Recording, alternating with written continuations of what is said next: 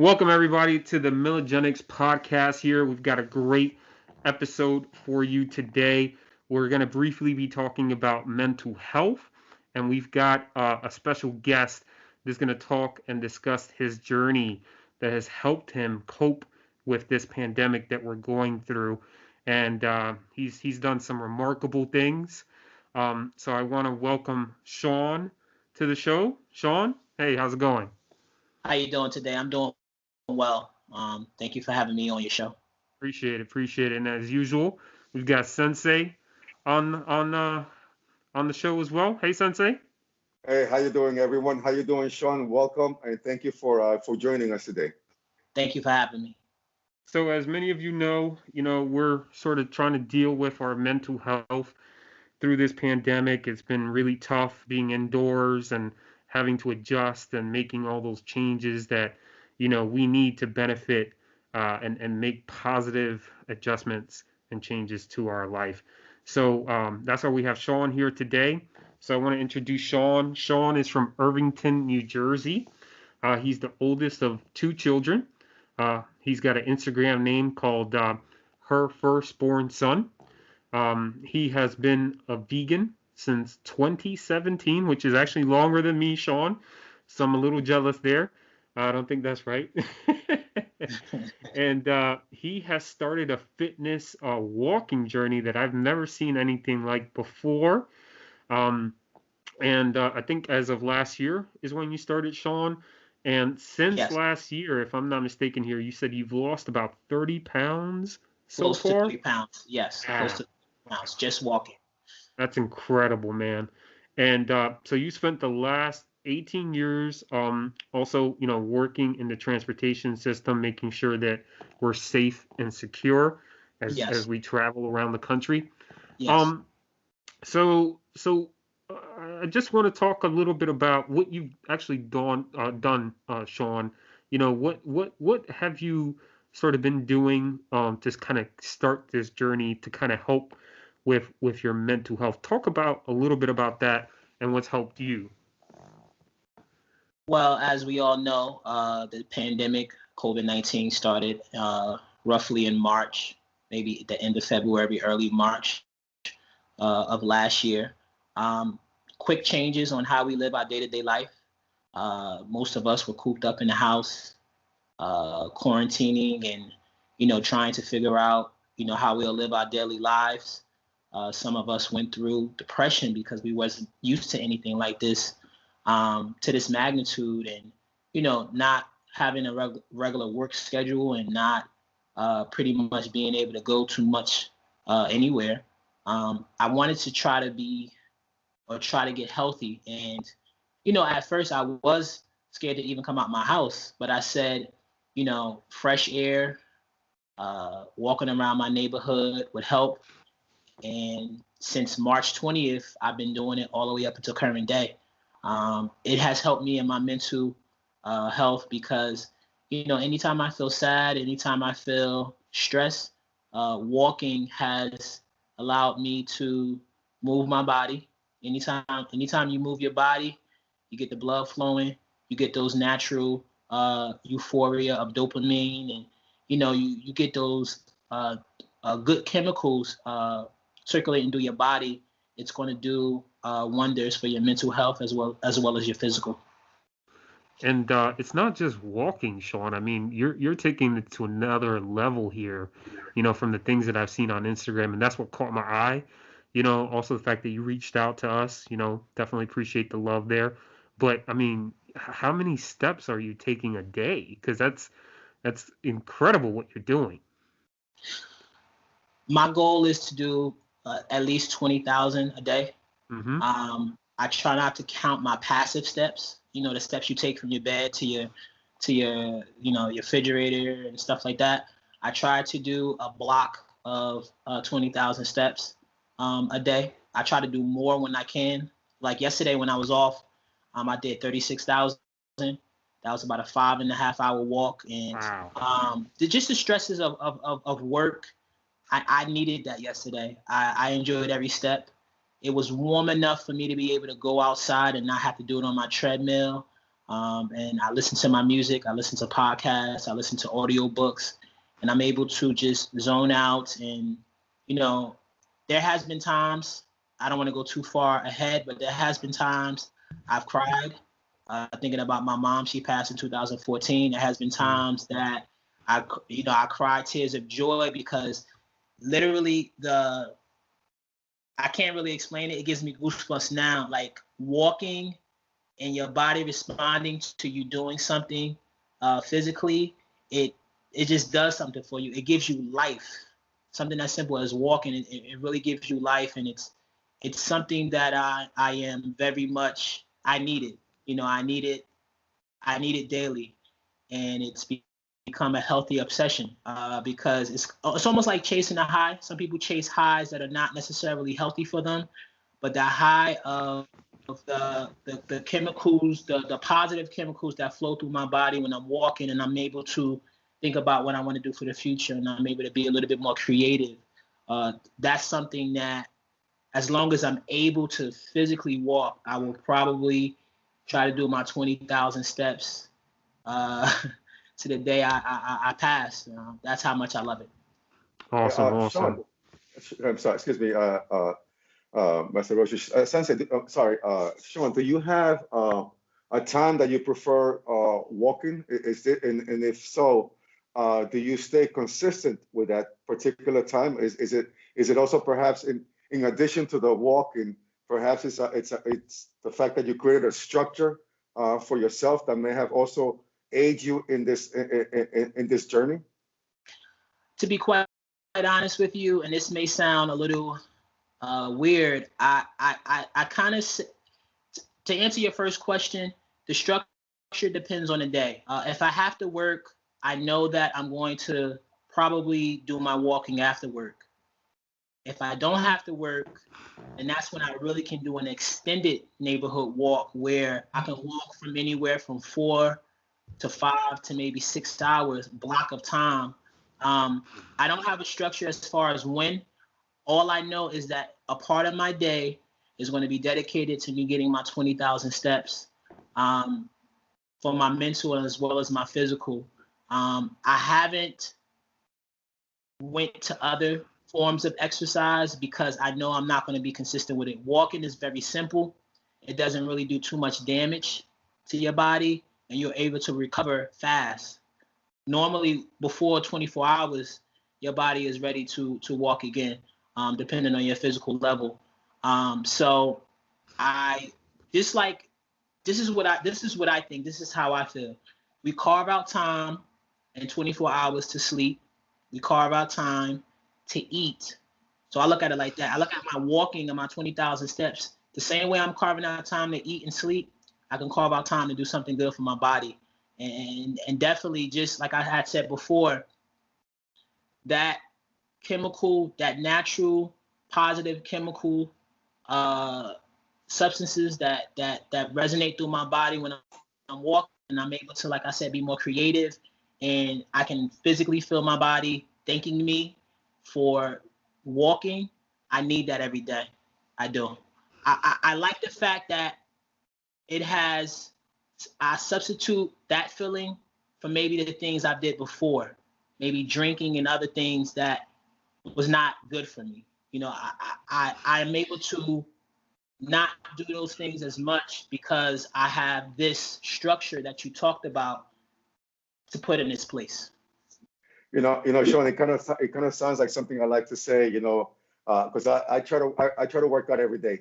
The only times that I don't work out every day is when I'm perhaps feeling pretty ill. But other than that, I always try to do something. So what I like to keep in mind to sort of keep me motivated, it is something like almost like what you're doing. But I do it. I use a different concept. In other words, so what I usually say is, to me, working out is like going to the bathroom. It might be the first thing in the morning, or it might get delayed, but it's going to happen. Regardless, it has to happen. It has to. In one way or another. So when you set that, although you may not have an actual timeline when it comes to the structure, Yes. within you, it has to happen today. Definitely. one way or another. Instead of sitting down, relaxing, being comfortable, you choose to be uncomfortable and reward yourself with a good work and get your endorphins Yes, that's pumped up exactly what I meant to say. Endorphins. and right, right. Yes, yes. That that's pretty good actually. I also have, and this is just my way of motivating myself. And this might be a little bit off the cuff. I say to myself, if I skip a day, something's bad gonna happen. I don't know if that's a good or bad, or maybe I'm putting too much on myself, but I always think that, my followers on Instagram, my followers on other social media, I think it's always someone there waiting for me to skip a day. And, I wake up every day saying that I'm going to prove that person wrong. And that person might not even exist. Some of my followers might not even care as much as others, but that's the way that I motivate myself. I say if I miss a day, and it's not because something tragic happened, or it's because I just physically can't do it, then that person, whoever that person may be, is going to win, and I don't want that person to win.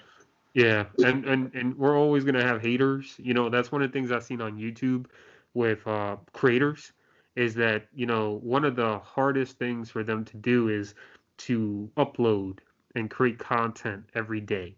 What you're doing is obviously a challenge, but it is doable. You know, you're able to walk every day. That's not a difficult thing to do. You can record yourself. That's not a very arduous thing to do. But yeah, definitely you're gonna have people out there that are gonna want to doubt, what you're doing.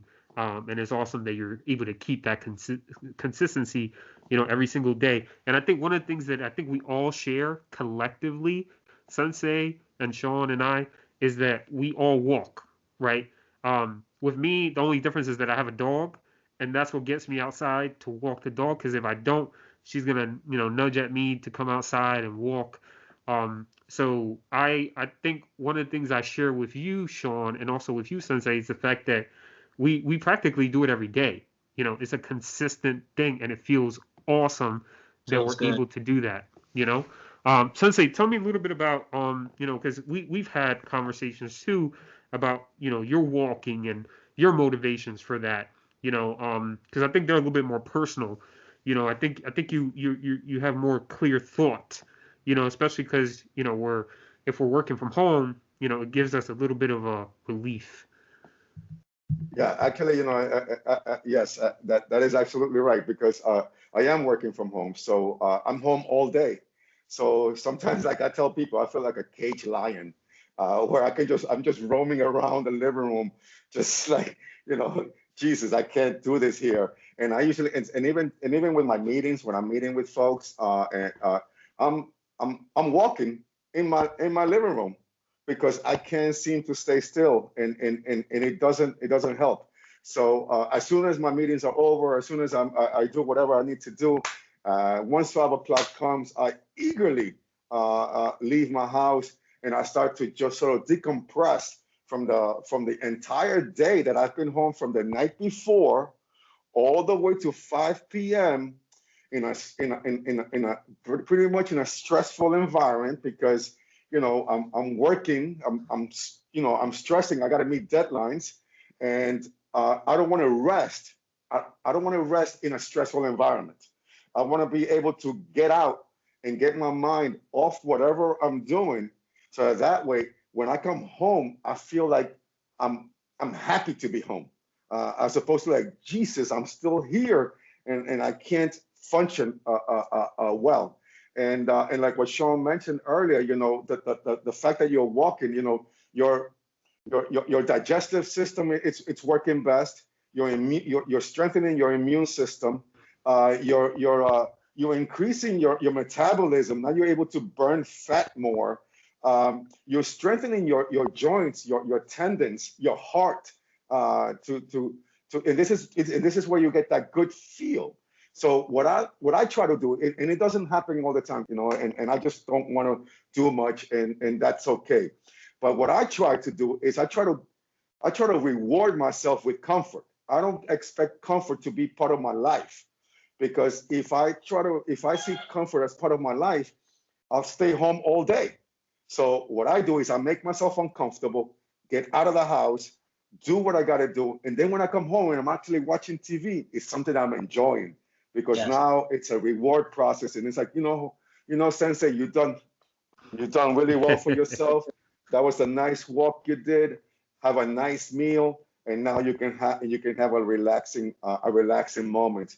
So this is what I try to do to sort of also keep my mental stability, because I know that there are so many things that are working within our bodies at the same time simultaneously through that easy process of just putting one foot in Oh front of the man. other.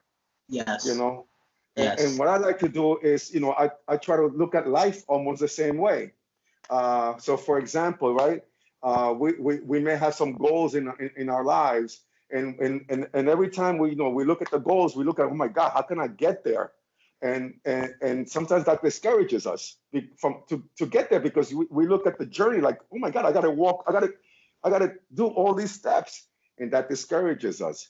But with me, I do this. That's what I keep my mind where I don't think of, I gotta do 5 miles today. I got to do 10 miles today, because if I do that, I might discourage myself, because I might think of the pain that goes with the 10 miles. But I encourage myself to put one foot in front of the other. And as I do that, my body starts picking up my endorphins. I start feeling better about myself. And then one foot in front of the other becomes a mile, becomes 2 miles, becomes Yes. 3 miles, and on and on and on. And then all of a sudden, it's like, oh, wow, Sensei, good job. Go home now, reward yourself with a great meal. Now you can watch a great movie and get ready for the next day And Definitely. Do it all over again. That's and do it all just over just again. just briefly. That's the same way I feel. I often write in my post on Instagram. Now that my workout is over, whether it's the treadmill or if I'm walking outside, I often say now I can relax for the rest of the night. Knowing that I did something, knowing that my streak is still going, knowing that I did something for my body, that I'll have a good night's sleep, and that I'll be in the right frame of mind to do it all over again. so, Yes. Shawn, Good. I want to touch upon, because Sensei made a lot of good points there, and I want to kind of go back to May when you started this and where you are now, and that transformation, right? Losing that weight. How do you feel now?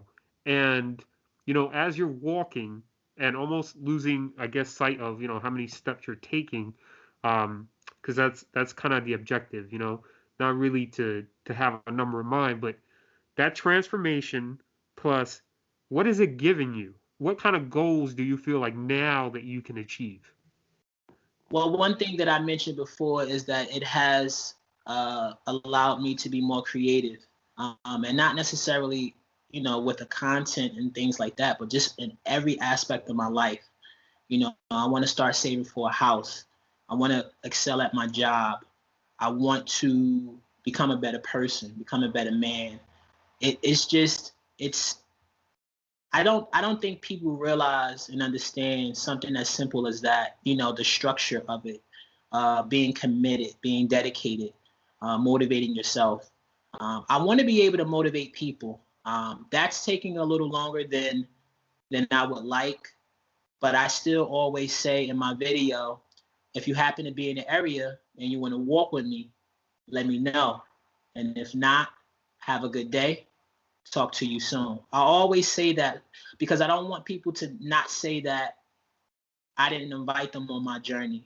Everybody probably can't walk for 5.5 hours, at one shot. They have things they have to do with their life, and maybe they're just not physically able.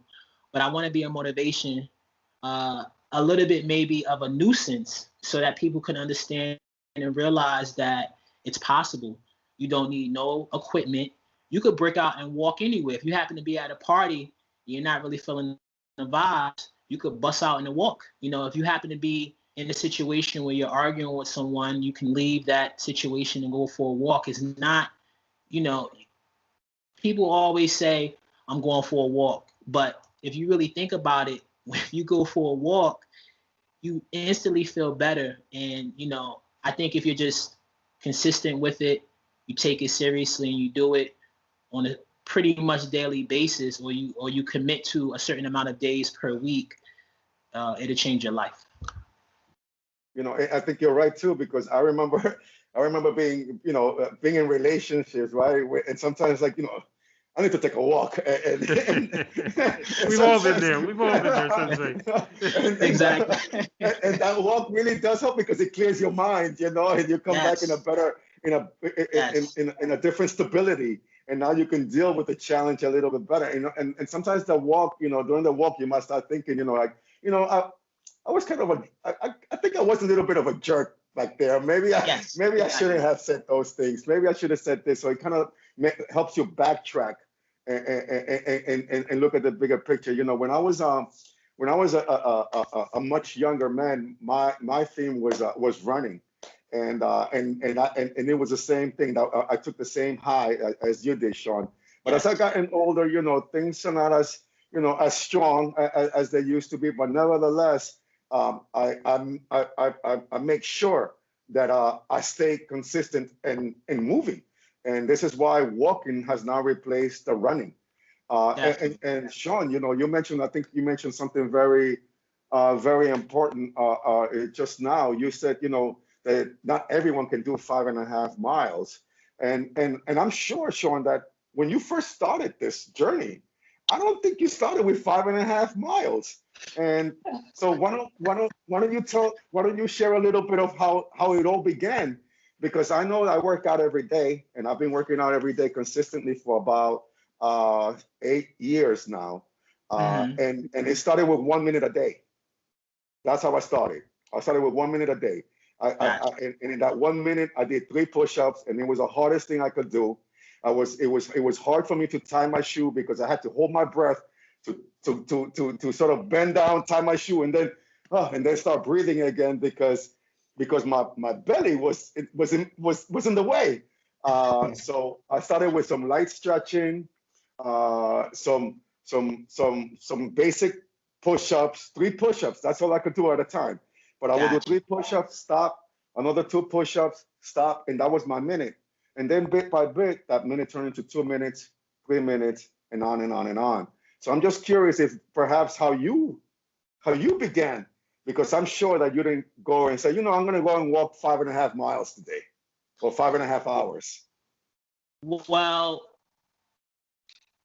what I call neighborhood lap around my neighborhood is like 4,400 steps. And I remember the first few days, this is prior to May 20th, which is my first initial day from May 20th all the way until today's date. It was a struggle. I had soreness and cramping in my stomach area because my stomach and my, just my body in general was like, hold on a minute. You normally walk from front door to your car into inside the building you need to be in. From That's the Jersey. building That's Jersey living. That's Jersey living. back to your car, and then you get out. You try to find the closest parking spot to the entrance of the building that you're going in again. You use the escalator and use the elevator. So what is this you're doing? This is foreign to me. Why are you doing this to me? We're not comfortable. We're not indulging in the things that make us happy, even if it's temporary. Why are you doing this? So it definitely, to answer your question more directly, it definitely was something that I had to work my way up to. Recently, in one 24-hour period, I was able to do 83,000 steps. I started at 12 a.m. I did 20,000, then I went to sleep. I woke up and then I did another 20,000. Long story short, at the end of the day, I had 83,000, and it was like that's the most I've ever done. Prior to that, the most I ever done was 51,000. Wow. So I started off doing 4,400 steps, and I did those 4,400 steps, and I went right back in the house, and I thought that I accomplished a lot. And for that time frame, it was a lot, and I look at it now, I'm saying, I at least could have did the 20. Like it was a slow progression. Slow progression. But I'm the type of person, for better or worse, when I set my mind to do something, I'm going to kind of overdo it. I'm going to do it to the point where if people are not used to me showing this type of content, I can see how they might unfollow me because it's just a redundancy of the same thing over and over again. I kind of want to make people who may not think walking can help, I want them to understand. And I've lost a lot of followers because I pretty much just on my main YouTube, Instagram page, that's pretty much what I do. I post my walks, and then I post my steps at the end of the night. So going from 4,400 steps to walking 83,000 in one day, it's been a great journey to get to that point. And Awesome. and Shawn, I was telling Sensei this before we started the podcast, and I felt like I heard this story on the radio, and it just resonated with me because I thought the timing was perfect for when we were going to do this podcast. And I want to share this story with you guys and see what you think about it because I thought it was pretty interesting because you use the treadmill. So that's Yes. what this story's about. So this scientist goes to Kenya, and he's been going there for about 12 years. And the people there, he wanted to do an experiment. So the experiment was that the people that live in Kenya, they're walking all the time. They're moving, to get water or to get food. The women can carry about 40 times their body weight on their head. So what he wanted to do was he wanted to see what was so um, special, about these people compared to like Americans, right? And so he wanted to show them a treadmill. They've never seen a treadmill before. There was no electricity in the town, so they had to bring this thing, plug it into the closest, treadmill outlet that they could find, and they had a hard Generator, time. most likely. Yeah, generator, and they had a hard time trying to get the women and the men to walk on this thing because they've never walked on a treadmill before, right? Mm-hmm. So basically, it was so difficult that they had to abandon the experiment. They couldn't do it, right?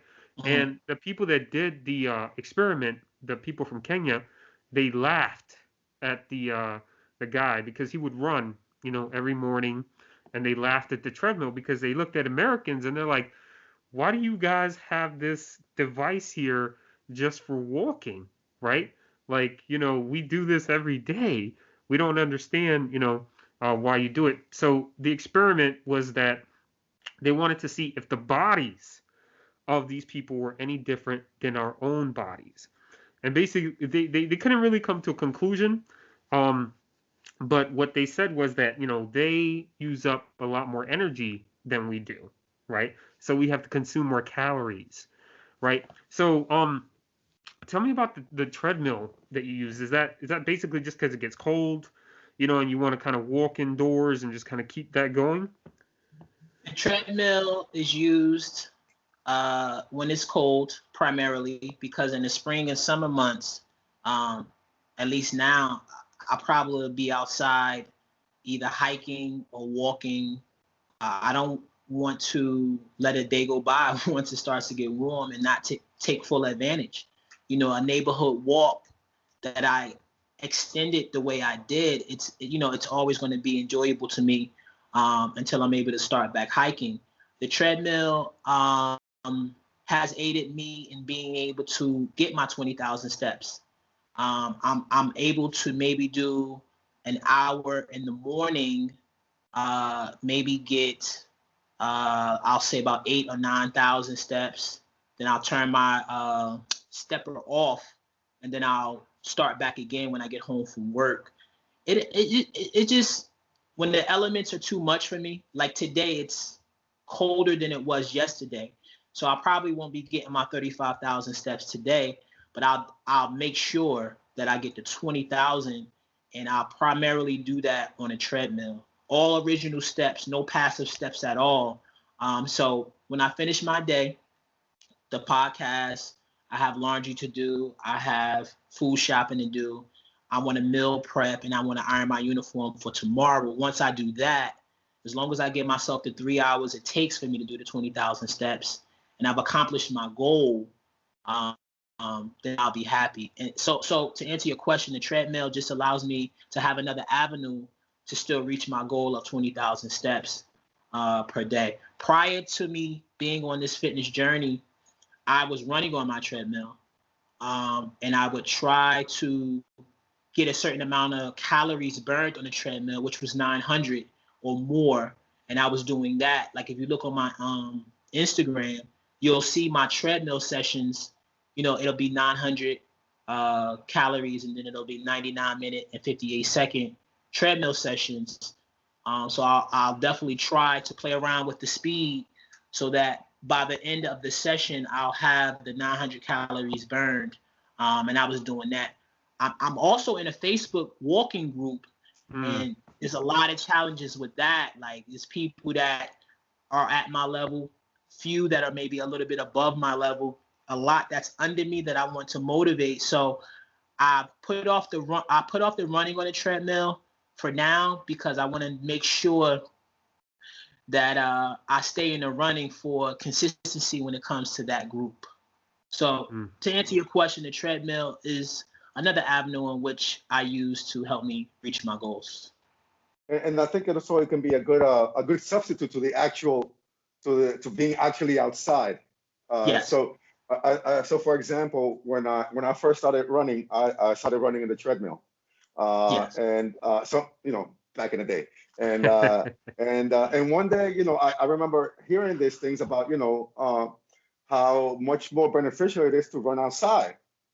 And I said, well, let me, I was doing, I don't know, I was doing maybe like 8 miles in the treadmill. So Yes. I think, you know what, let me go outside. And boy, it was completely different. Yes. I probably did about 1.5 miles to 2 miles. I used so much more muscles running in outside than in the treadmill, because the treadmill, whether you believe it or not, that the actual movement, it's aiding you in one way or another. So you're basically just hopping in place, as opposed to you pushing your body forward with every single step. So after a while, I was able to actually run outside and do 10 miles outside. So do you think that perhaps with your experience, do you also feel the difference when you walk in a treadmill, comparing those same steps to the treadmill to comparing the same steps outside the treadmill, outside in the street? When I'm walking outside, I do know that my walking stride is a little bit wider than a treadmill. I try to play around with my walking stride on the treadmill, but depending on the speed in which I walk, which is normally like between 3.6 and 3.8, so that my phone can accurately count my steps. I think if I start running, it's not going to be as accurate for me to get to 20,000 steps. So what I would say that obviously I enjoy being outside more than being on the treadmill. The difference is, I think, wow, what is the difference? I just would say that I'm exerting myself a little bit more being outside. So I would agree with what you're saying when it comes to that. I know running is different from walking, but I think it's the same premise. When you're outside and you're pushing your body forward, like you said, you're probably exerting more energy, and you're probably maybe burning more calories, the same way it would be with running. And also, I think it can be a little bit more entertaining because you're watching, there's things to see as opposed to the same walls in your apartment or in the gym. Yes. So it's actually can be a little bit more entertaining when you're taking your walk as well. You forget you're walking when you're walking outside, to me. Right. The same could be said for when you're on the treadmill, but even more so because your body and your eyes and your mind is being stimulated by everything that's going on around you. And then to add to that, if you have great music or a great podcast or a great audio book, now it's been times where, obviously I'm making sure I'm not going to get hit by a car, but it's been times where I completely zone out. like especially the neighborhood routes that I'm used to walking, and I kind of know, the crack in the sidewalk that I have to go around, the puddle that I have to go around, different things that I have to watch out for. When I get used to that, now I'm totally zoned out. And the next thing you know, I'm at 10,000 steps, and it felt like I just left my house.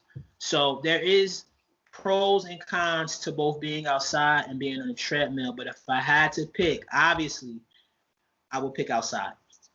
There you go. There you go.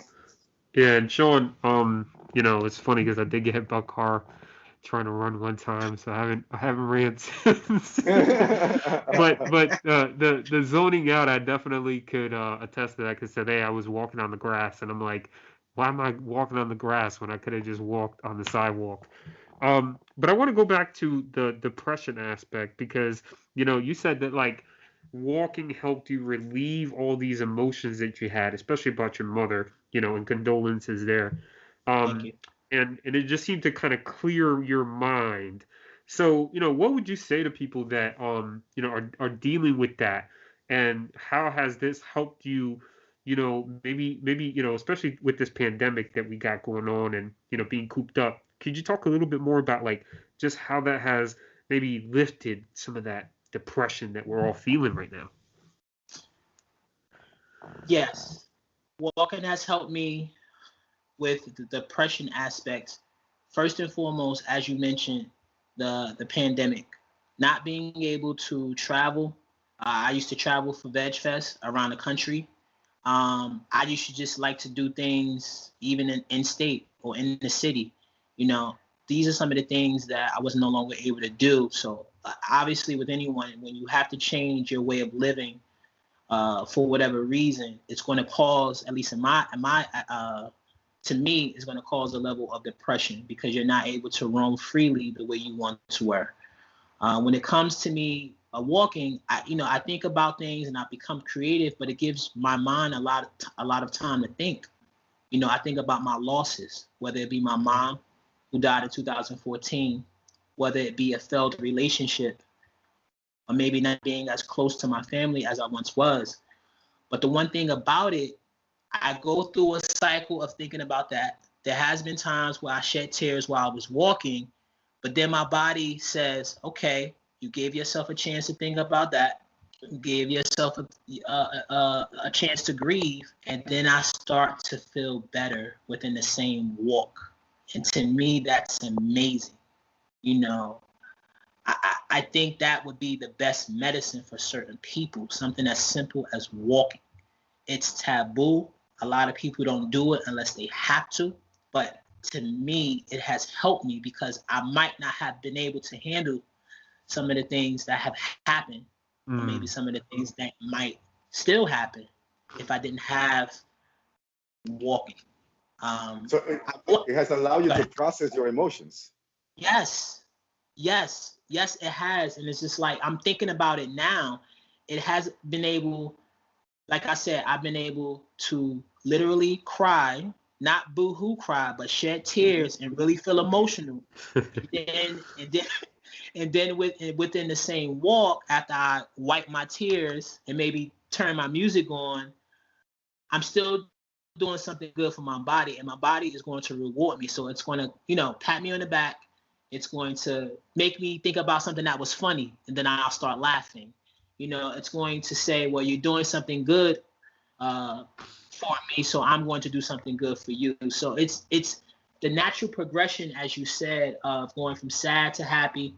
Sometimes from happy to sad, but it's always ending off on a good note, because you're doing something good for your body.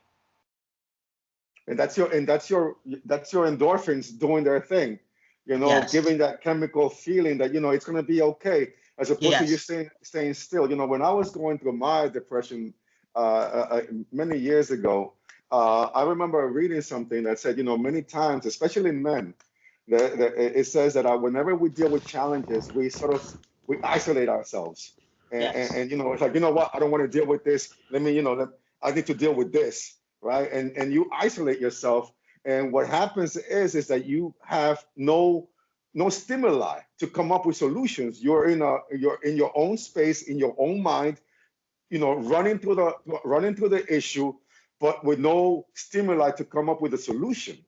Yes. So the fact that you're walking is a stimuli. The environment is a stimuli.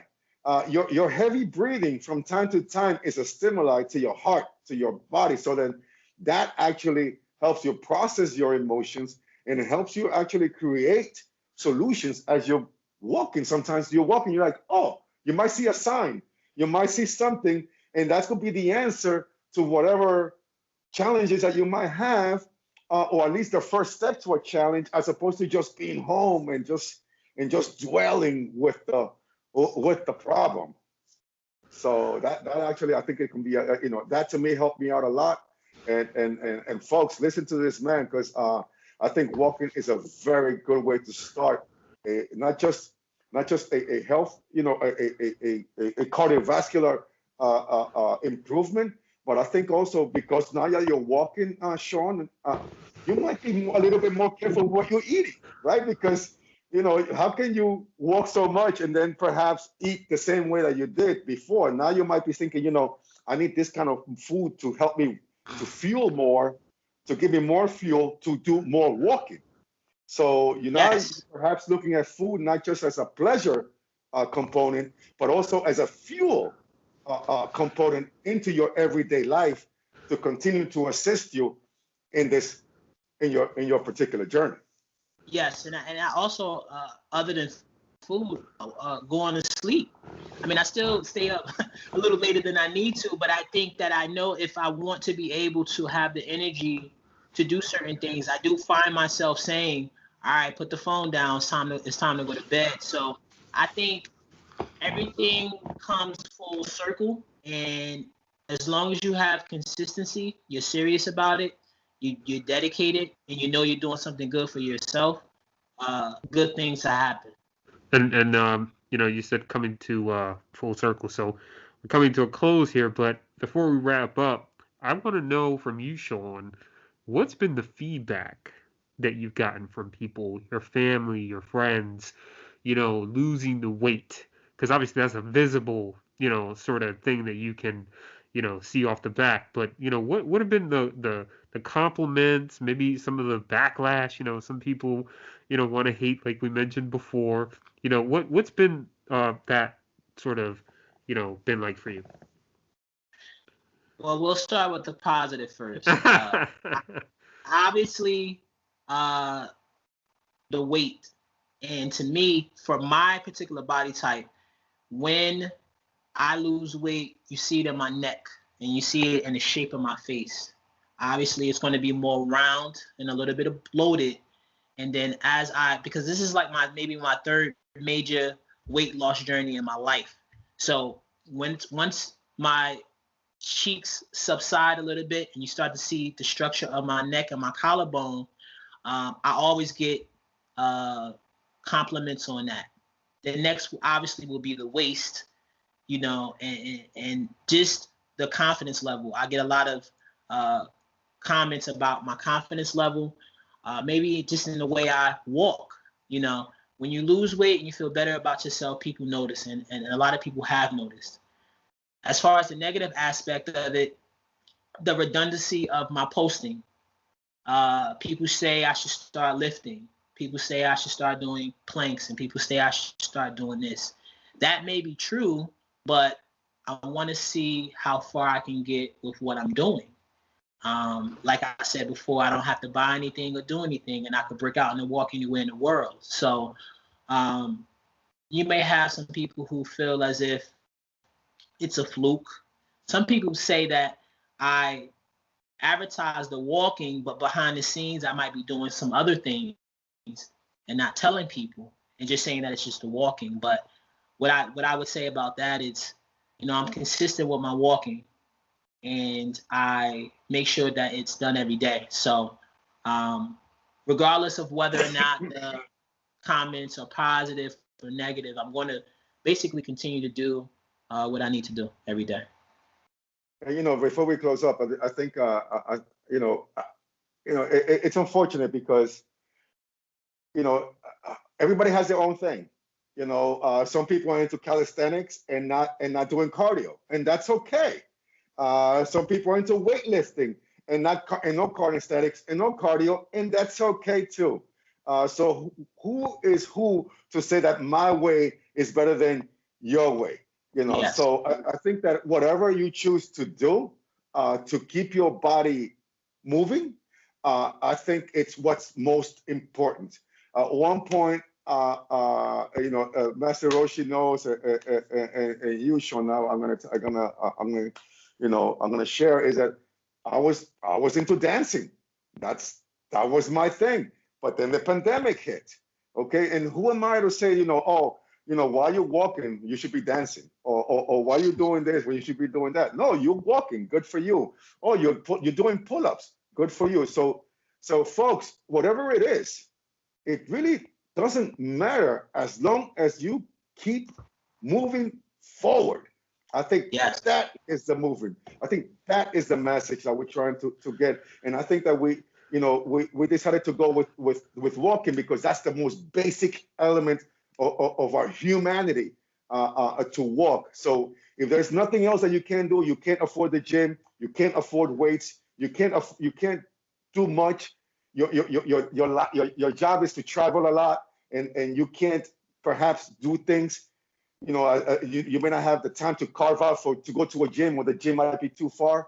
You can always rely on putting one foot in front of the other. Yes. So with that said, Shawn and Sensei, do you have any parting words, Shawn, for the audience? Anything you want them to take away? Any parting tips that can help them, with their journey? Maybe they're just getting started, themselves, and want to get to your level, or just want to make some changes. What would you say to them? I would say that when you choose to start something, be realistic in what your abilities are in the beginning. Always strive to be better than you were the day before, the week before, the month before. But realistic. Listen, if you're gonna say I'm gonna walk around my block, just my block, not the whole neighborhood, just my block, do that 5 days a week. Try to go for 7. Block out all distractions that might cause you not to reach your goal on a daily basis. Listen, if you're gonna have to alienate some people for a period of time until you reach your goal, do that. You're doing it for yourself. So set realistic goal, stick to it, and say every 3 weeks, reassess that goal to see if you can push yourself a little more. And you will find that the body does wonderful things when you treat it right. That's basically what I'll say. Set realistic goals, alienate people if you must, hit that goal, and then reassess to see if you can go a step further. I'll say every 3 weeks.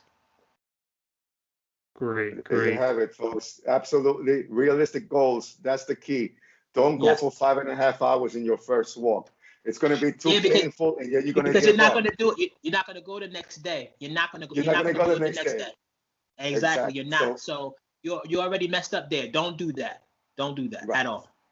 So around the block, folks, start with that and progressively work your way up, and then you can perhaps, and even if you can see, check out his Instagram, see where he's at, and who knows, you might start a little bit of a walking group out there, folks. I encourage you to do that. If you prefer to do it with other people, find friends in your neighborhood if you can, or if you're in the neighborhood of Shawn and he happens to be posting something, see if you can hang out with him for a little bit and see if you can get you a little bit of additional motivation. Definitely. Definitely, cool. Please follow me on Instagram, Her Firstborn Son, one word. I look forward to coming in contact with people who need a little motivation, and I also looking for people to motivate me. I'm never going to be so big to where as though I can't be motivated. So please follow me, and we can motivate each other. Try to jumpstart your fitness journey. Well, thank you, Shawn. We appreciate, everything that you do, and we hope that, this can benefit a lot of people and have a little bit more reach, with us kind of pushing your platform a little bit and vice versa. So we want to thank you again, Thank you for doing this. Really appreciate it. Some valuable nuggets there, some valuable information. So next week, we're going to be diving a little bit more into mental health. So we're going to get into like the nitty gritty of depression and, all the factors that contribute to that. But we want to thank you again, for your time and sharing your experience, your personal experience that you've had that's helped you. And we'll see everybody next week. Yes. Thank you, Shawn. Thank you, everyone. Thank you very much.